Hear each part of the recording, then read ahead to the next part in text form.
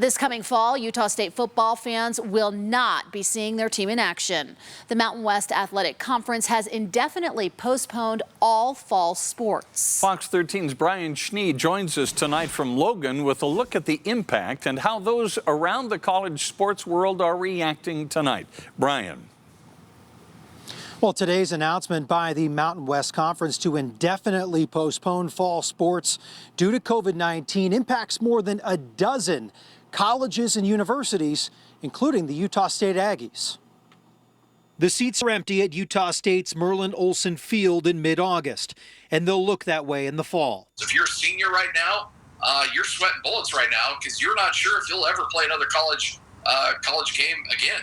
The Mountain West Conference announcing on Monday afternoon the indefinite postponement of all scheduled fall sports, which includes men's and women's cross country, women's soccer, women's volleyball, and football. There have been questions from the beginning, and there are even more questions now. Volleyball, soccer, so many other sports that are impacted on this. And the big question, I think, is going to be not just with football players, but every athlete who plays in the fall. What happens to their eligibility? Mountain West Conference saying they'll be looking at the feasibility of rescheduling fall sports competitions, including those competing in the spring. I don't know how often the players were consulted in this, and the players are the ones ultimately taking the risk. Responding to the announcement, Utah State Director of Athletics John Hartwell saying in part, "This has been a stressful time for our student athletes with all the uncertainties regarding their competitive seasons, and even though sports will not be played this fall, we will continue to provide the resources necessary for their mental health and well-being and academic successes."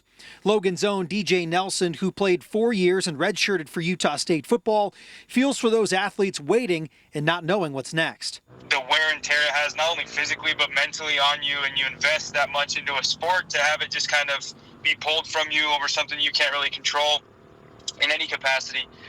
It's hard. My heart goes out to those guys. Nelson sees the risk of the virus as a whole, but like so many, he's wondering why plans weren't in place sooner, including criteria set by the NCAA. He says if the reason is the health of the athlete, that is something always at risk. We sign up for a sport that is kind of unhealthy, coming from a football player's perspective. Soccer is the same thing. A lot of concussions, a lot of ankle problems, a lot of knee problems for soccer players, gymnastics, basketball, all these different sports, right? You sign up for a risk. And it just seems like a convenient thing to me to say, well, the player's health is at risk. Well, lots of questions lingering still tonight for student athletes and fans.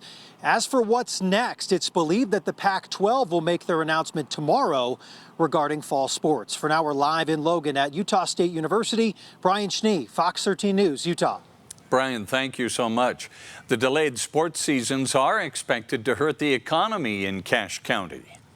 We're supportive of Utah State's decision. I'm sure it was a very difficult one to come to, given the circumstances, but like every decision like this, it will have a ripple effect on the economy. You know, those people, like you said, come in and they stay in town, they bring their dollars, they stay at our hotels and eat at our restaurants and fill up with gas. The Cache Valley Chamber of Commerce says while businesses will be affected, they are confident businesses will be able to pivot and adjust.